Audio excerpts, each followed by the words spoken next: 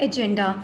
The Pakistan Democratic Movement is established between 11 opposition parties against the elected government in Pakistan. PTM is basically led by Fazlur Rahman, who is the leader of Jamiat-e-Islami, with Shahid Khan Abbasi of PMLN as elected as Secretary General. And the study aimed to investigate the perception about the Pakistan Democratic Movement among students, and the role of the women in Pakistan Democratic Movement is also focused. If I would like to tell you about literature review, in 1977 Pakistan के अंदर एक national alliance बनी थी, which is about 9 religious parties and political parties as well. They agreed and come up with a common agenda to overthrow the government of Zulfikar Ali Bhutto. He was the first leader of Pakistan after the martial law of General Yahya Khan. And this news of this national alliance is come on the one day after, and it states of 9 heroes united to take step against the government of Zulfikar Ali Bhutto. And there are different rallies about national alliance, and now in current situation in Pakistan in 2022, the 2020, that there are different rallies of Pakistan Democratic Movement in different cities of Pakistan. There are almost 22 rallies, and it's about 16 October 2020 to 17th November 2021, and it almost lasts at resignations from provincial assemblies and parliaments along after the long march. Now, I would like to tell you about the role of women in Pakistan Democratic Movement. Studies before tell, according to the Women Democratic Front, that PDM provide women's platform to participate freely in politics, especially in leadership roles. If we focus more on the role of Maryam Nawaz and Asifa Bhutto, but according to the research of this research, most of the participants support that PDM is not promoting the role of women in leaderships. So. The method which I've used in this research is a survey approach, and data was collected from 120 students of different universities in Lahore. Moreover, 60 male and 60 female students were the part of this study with the age range of 18 to 30 years.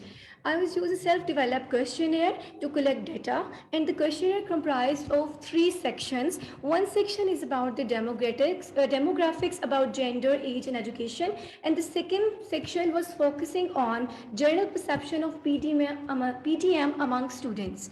And the third section is about the role of the woman in PDM and had 5 items in it.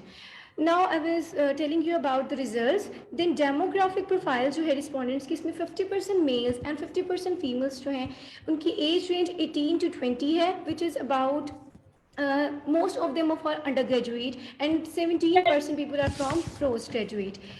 In addition, I would like to tell you that the study examined the most of the participants are disagreed about the role of women as a leader in Pakistan Democratic Movement. And another finding revealed that PDM should provide women with more participatory and leadership programs so that they can fully empowered. And participants disagree regarding the empowerment of women, and they recommend us to take steps and key decisions to provide them platform to enhance their political representation. There are some other cultural aspects that politics is the field of only made for men, not for women. So most of the people, almost even students, also think that it's not the field which is only for women. The political structure of Pakistan includes 60 seats for women, which are reserved in Senate of Pakistan under Article 59 of our Constitution, while 168 seats for the provincial assemblies, and national assemblies contain 148 seats for general, for women, and 35 seats also. We should provide women with the political trainings, as there is no proper professional training for the participants who are in different parties or trying to come into politics, and we should provide them mentorship, confidence building, media training, and political campaigns, as education are all effective tools to increase women's and girls' political aspirations and efficacy despite other structural obstacles. The conclusion of the study is about, it is also concluded that PDM is male-dominated political alliance, and women members from different opposition parties are not being promoted to the political Alliance. And study recommend that the gender sensitive practices should be opted in political alliance for equal women participation and leadership commitment. Thank you.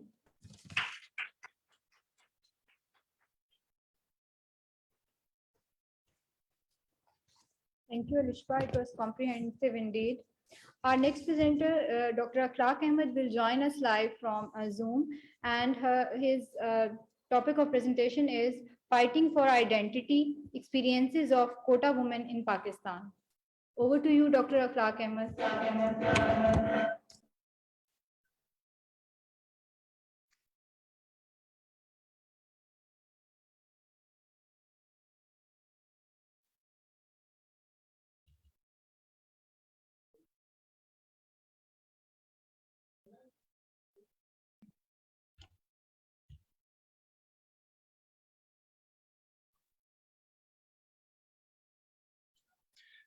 Thank you very much for providing me opportunity to present this research with you people.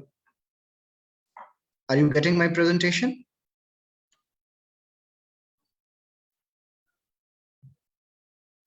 I'm not hearing you. Yes, Dr. Clark, your presentation, we are hearing you.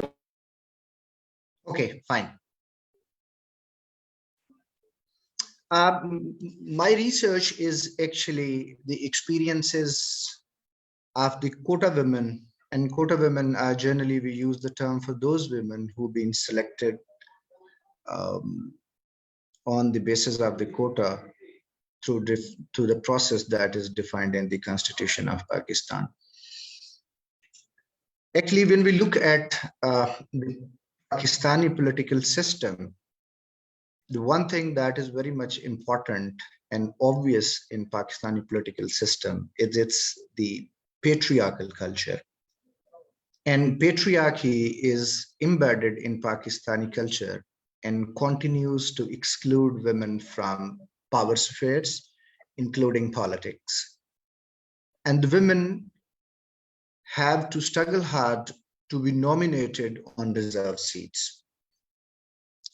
Their qualifications are questioned, and generally, these women are thought as mismatching with the ground realities of the Pakistani politics.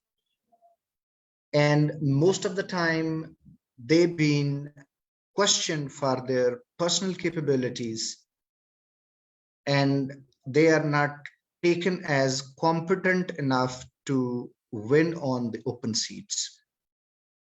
So to come up with the demands of this masculine narratives of the Pakistani politics, women, I argue, women have to negotiate and continuously renegotiate their identities as women politicians. Generally, women selected on quota comes from politically entrenched families with the strong support of their men, and those men are holding important positions in political parties. This is a very common observation and experience of all of us who've been working on politics, and particularly the Pakistani politics. And most of the time, these men are supporting the females and launching them on their masculine platforms. So the most of time they support, sustain, and further political agenda of the political leaders. What I'm arguing is this is an axis of the power between the male politicians and the party leadership. The party leaderships are offering a very little support and space to all those male politicians who've been holding the premier positions in the parties, and they are offered to come up with the new entrant, particularly the women of their own families and own tribes, and sometimes their own ethnicities. Mostly, they are new entrants in the politics, and otherwise, considered unpopular to contest election on the non-reserved seat. As I have already mentioned, that these women um, are generally considered as not suitable and have the enough capacities and enough political resources to contest elections in an independent constituency and win seat. So these women who've been coming up to the quota, they have to dispel this title as elite, resourceful, politically entrenched, less qualified, and extension of the masculine political structure. These are all the titles they've been given when they are into the politics, and they are considered as disabled otherwise.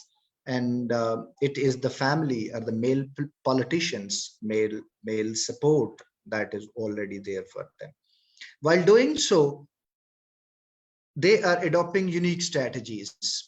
What I'm actually trying to highlight is these are the titles that they've been given, and but when they are in the political stream, they need to dispel all these elitist titles that they've been given to them in the politics.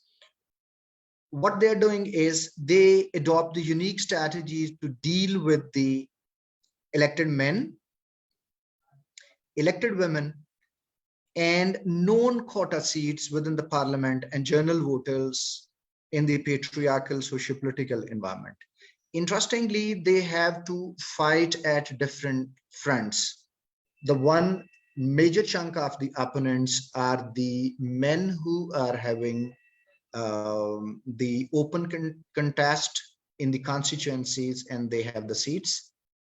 The second important component is the women who've been bagging the seats while having the open contest.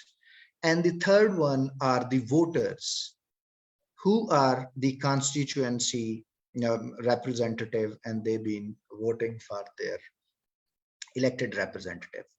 So at these fronts, the quota women has to fight and dispel their identity as being resourceful and being elitist.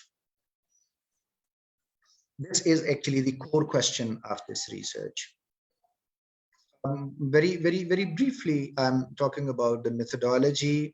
This research is actually involving the in-depth interviews of the 12 women parliamentarians um, from Punjab, from KP, and Balochistan.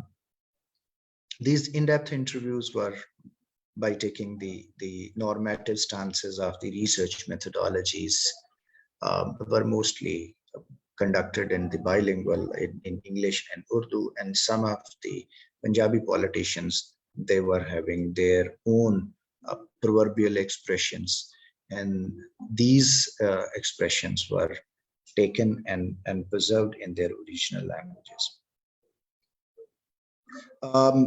Again, by adopting the same strategies, these in-depth interviews were tape recorded, except for some instances where the parliamentarians were not comfortable with the tape recording of the interviews. The interviews were transcribed and analyzed in an iterative manner, spanning over the several rounds. But this is a normal routine for those people who've been trained in the qualitative researches. At first, the relevant parts, this is again the narration of the practice that I was doing over the time. I'm not getting into details. I'm just coming to the finding. These are some of the strategies that these women were constantly using. For instance, the most important strategy that they were using to dispel their title as mismatched and less qualified, that was the active participation. Most of the quota women, they were very enthusiastically participating in every political activity organized either by the political party or in the parliament. So they were very active in the activities happening in the parliaments, in the party meetings, and they were trying to make sure that wherever there is a political gathering, they need to show their public visibility. As I have already discussed, they were continuously having the pressure of the voters. Whenever the voter were having an interaction, the voter themselves were quite obviously knowing this fact that these women perhaps are unable to contest the general elections. The second important strategy that these women were using were they were having a very vibrant and very active networks, like they feel to have their identity as a suitable politicians. They were very much conscious and they were very much energetic to team up with the elected men and women. And interestingly, they felt while teaming up with the elected men and elected women, this may help them dispel their identity as the less qualified. So psychologically, they were believing in that this network will help them to uh, be on the surface of the political arena in the politics. Interestingly, most of the quota women, they were very much aware of the fact and importance of the social media particularly. They were having their accounts, they were making sure that every activity they've been doing in every event of participation that they have, they were very rigorously and enthusiastically sharing all their achievements. And continuously, they were in connection with the uh, in contact with the politicians, and they were sending the small videos, and they were having one of the politician. She was having a media team. That team was helping her to get the attention of the media and the general population. The most interesting thing that this research comes up with, they were most of the time endorsing the popular narratives.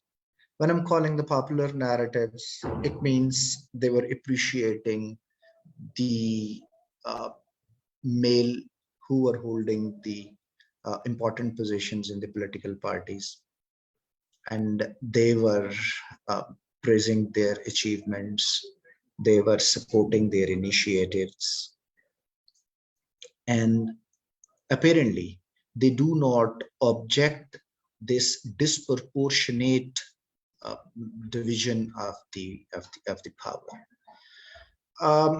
While inquiring on why they were doing so, interestingly, they they consciously were doing that, and they feel without support and without appreciation of the masculine narratives in Pakistani politics, you cannot make your way.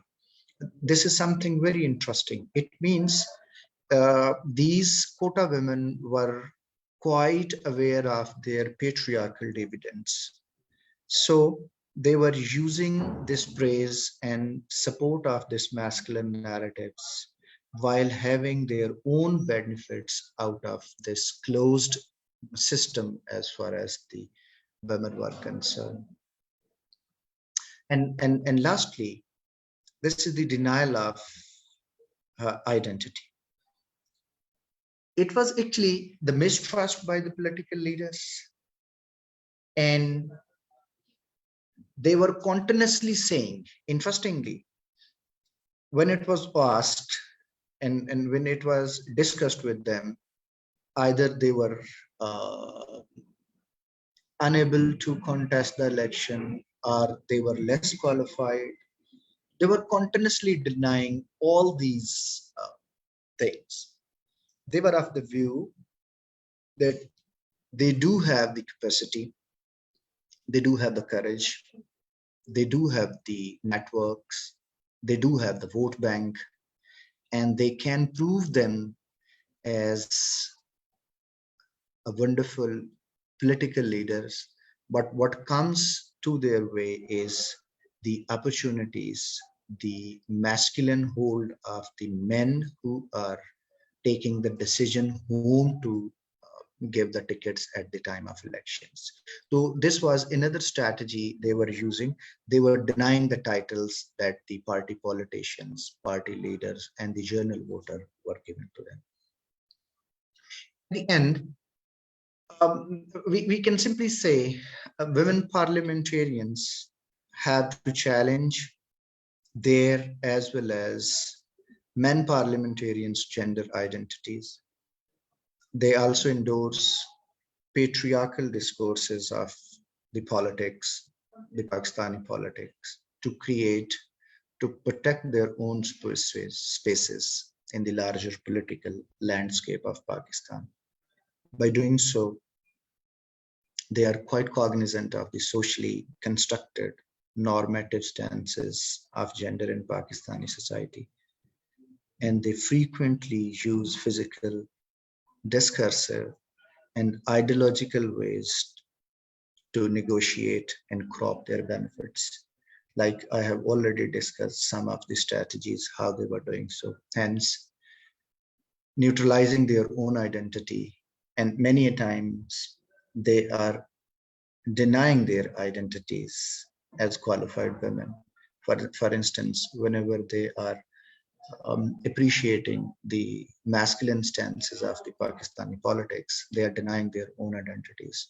And by doing so, they want to acquire the culturally and politically approved identities just to ensure their culturally and politically approved identity.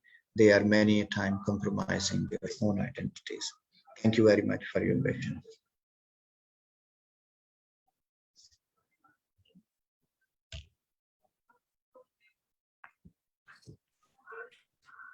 Thank you, Dr. Clark Ahmed, for your detailed presentation. Our last presenter of the session is Dr. Sobia Nasir, and she is presenting the significance of participation and leadership of women in politics. Dr. Sobia Nasir.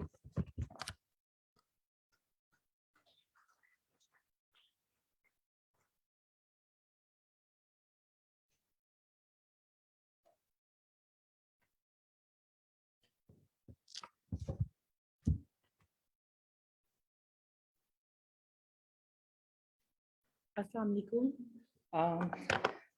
First of all, I would like to thank to all my dear colleagues and Gender Studies Department and Lahore College of University. I congratulate for conducting this awesome, and I think it's a very great opportunity for me as well to be the part of it. Sorry for being late because of emergencies they occur in our lives and we have to be there. I think so. It's a time that we I should, first of all, I would like to thank you all that to inviting me here, to giving me opportunity to discuss my uh, vision about and my thoughts about women political participation and leadership styles and leadership challenges for women in politics in Pakistan.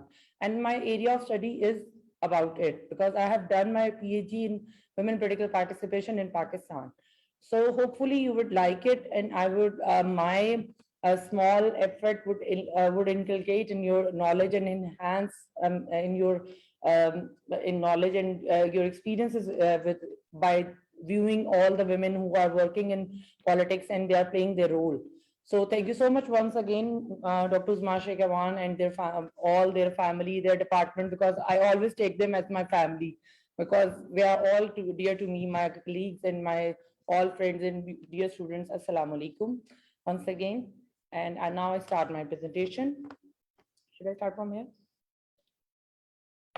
I'm Dr. Sobia Nasir. As you, Dr. Ms. Mamuna introduced me, I'm in charge of Pakistan Studies Department at LCW here. And my topic of women participation and significance of working environment in which they work actually in politics and parliament in Pakistan. Women's performance and leadership capability in politics. This is the main arena of my study, and which is always leadership, because we always see that there is a leadership who plays a very important role in transformational role. I believe in that. This is a transformational role of a working environment, wherever working environment in political, socio-economic, our education institutions, or any administrative setup. We just believe in that leadership plays a very significant role. A leader can change the destiny of the nation. A leadership can change the aptitude of the people, their gratitudes, their working, their encouragements. They can encourage them, they can bring them in the limelight. So this is all based on our leadership, and we are as subordinates to pursue our goals under the mainstream leadership. Which my study, which has highlighted the social, cultural, and political hurdles faced by women and as compared to men in the political arena in Pakistan. Obviously, we have a patriarchal mindset, patriarchal society where men are always dominated in all spheres, but women are competing. It's very good sign that they are competing with in every field equally to men. Not beyond that, I would not say that they would be discriminated now, because the awareness and conscious level is increasing day by day. So the gender issues and challenges which are faced by men and women, particularly both at their working places, but women are affected in a greater manner, which I believe most.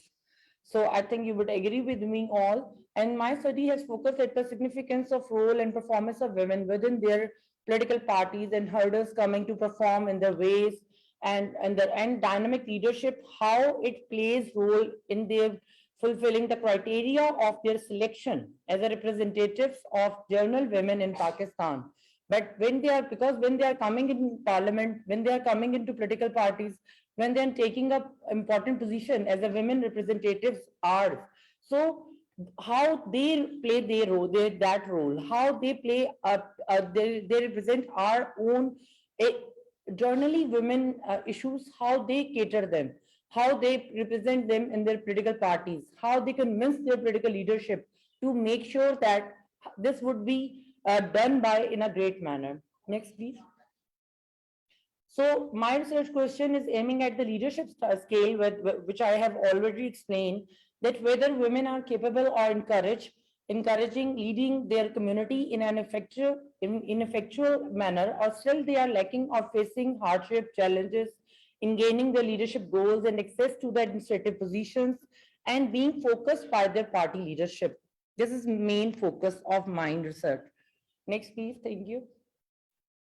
So how women are taken in the leading role. This is just a picture which depicts how women are taken as a administrative roles in decision-making process.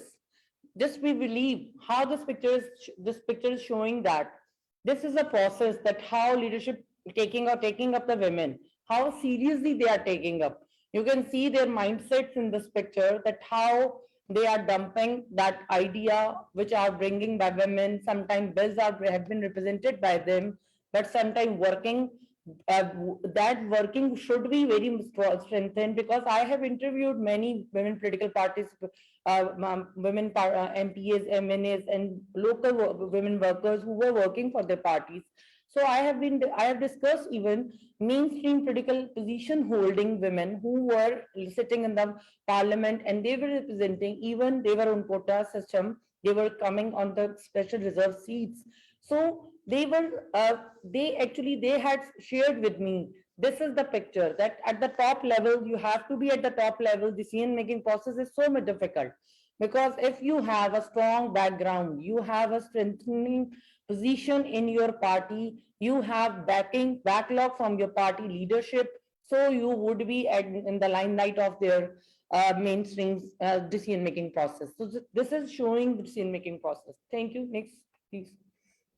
Objectives of study. First of all, impact of leadership on the subordinates. This is a very much first important objective of my research. Second is important on impact on working capacity of women. How capacity building we can make. It's a very important question. So how women their capacity should be enhanced by leadership to give them opportunities equally and not impartially, but partially. They should be impartial with them within their strategies, but they should not bias towards women. So they should be categorized according to their capacities, their capabilities. It's a very important. Third is objective is significance on women's performance in politics and their ability, because when leadership plays role, ultimately eventually subordinates, which are women in my study, they would be able to play their role in a very effective manner. Next, please. So these were research methods which I have used in my study: analytical, sampling method, and qualitative and quantitative. Due to shortage of time, next slide, please. So I have interviewed my MPs and MNs. I have already told about it. Aiming of research is there are challenges and hurdles in their ways, in a women-based political participation made to be socially, politically, economically empowered, and women need to be more independent and progressive to get their leading role and character building to face all issues and challenges. If working environment is suitable, we all know that, and motivating, encouraging women so equally to come forward and perform their responsibilities, women would be there. We know that. The healthier working and progressive environment always encourage, and it provides opportunities to women equally to men without any pressure or influencing their working capabilities. Because when you put pressure on them, their capacities and their capabilities would never be in your front. वो कभी आपके सामने इस तरह की positions नहीं आएंगी, उनकी वो कारकर्दगी नहीं आएगी. In a simple way, if I would explain you. Next, please. Because I have to sum up quickly. The process of impact of leadership of women's performance scale. Gender parity. When we talk about gender parity, we know that it will ultimately provide equal opportunities to women. Then I have talked about transformation leadership, because transformation leadership has capacity and capability to build up a very great manner in a women and men as well to play their role equally in politics of Pakistan. Then role of leadership is very important. Third, that process would empowering women in politics through revolutionary leadership and eliminating gender impartiality. तो obviously eventually eliminate कर देगा gender impartiality को जब आपका role of leadership strong होगा. Next please. So women existence in the politics also recognized as a very important, is a very significant manner for their preparations, implementation of policies, how they adopt policies, how they implement policies, how they bring their all issues and challenges in their front of the leadership, and how these things and their issues and challenges have been handled by leadership. It's a very important question. Several researchers study, they have revealed that bringing women in the mainstream politics and decision-making positions by provision of opportunities equally to them, it will be consequentially, it would be a great manner to spotlight and convincingly gender impartiality in all the process of policy making and decision making. So then there would be a decision making that would be a long lasting. This is my point. So I would sum up this slide. Next, please. A good leader should be like a very much in a volatile hona chahiye, integrity honi chahiye, clear goals and objective hone chahiye apne mind mein. If you seeing a good leader in yourself or in others people, good example setter hone chahiye, visionary hona chahiye leader ko, clear आपके अपने communication skills होने चाहिए, आपको एक आपका जो है एक बेस्ट परफॉर्मेंस आपको एक्सपर्टीज की होनी चाहिए, सपोर्ट सिस्टम आपको प्रोवाइड करना होता है, encouragement, recognition, stimulating work, focusing on the issues and problems and all requirements of your faculty, all your subordinates people, and you are inspiration of ultimately your subordinates if you are a good leader. Next slide, please. Next, because we all know that women in opinion regarding leadership roles, because I have interviewed, this is showing the paragraph that this is showing that how they have communicated to me, because many of women MNs, MPs having this view strongly, and they were ensuring it that political leadership ignore the women are mostly in the decision making process. So next, please, last. Process of evolution of political leadership and acceptance of women in politics. This is very clear picture. Openness mind के साथ consciousness level, extroversion, agreeableness होना चाहिए, neuroticism होना चाहिए, and this make all personality of your leader or your women जो political आपकी women है, how they would evolve. जब आप उनको acceptance देंगे, adaptability होगी आपके लिए, आप उनको adaptability की तरफ लेके जाएंगे, that would be a great manner. Next, please. I think it would be a last. And thank you so much. But it was conclusion. Thank you so much for giving me this opportunity. But I think this is our topic, which we talk in hours and hours will take it. Matiya knows very well because I have presented all these things very many times. Thank you so much. Thank you, Dr. Sylvia. It was indeed a very enlightening presentation, but due to time constraint, we have to be brief. So it's time that I would request Chair of the session, Dr. Uzma Ashif Khan, to please give her remarks and comments about the presentations. Thank you so much, Ms. Namuna.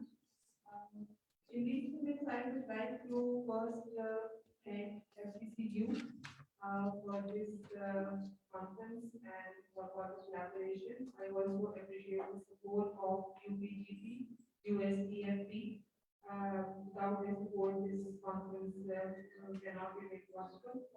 For this session, we have 3 research papers. One was from Dr. Ahmed, Fighting for Identity Experiences of Quota Women in Pakistan. I must say that is a very interesting paper and findings for all of us because we always think of the phenomena that whether women participation in politics are real or fake. So I think this paper gives us a very clear picture of what they are feeling and what are their experiences. Well done, Dr. Ahmed, for your contribution to this conference. The second paper was the significance of participation and leadership of women in politics by Dr. Sophia Nasir, in charge of Pakistan Studies Department, LCW. It's a very interesting paper with highlighted the challenges, and issues of women in leadership in politics. Thank you, Dr. Sophia, for your participation in this conference.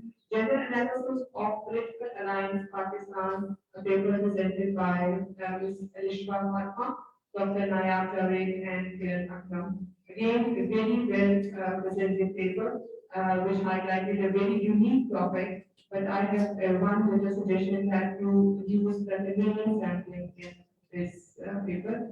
So kindly consider it because as we all know that the million sampling is not a very appreciated or very you can say good way of sampling in the research.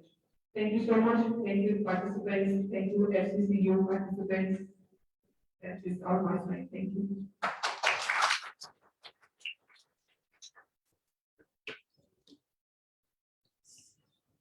Thank you, Dr. Uzma.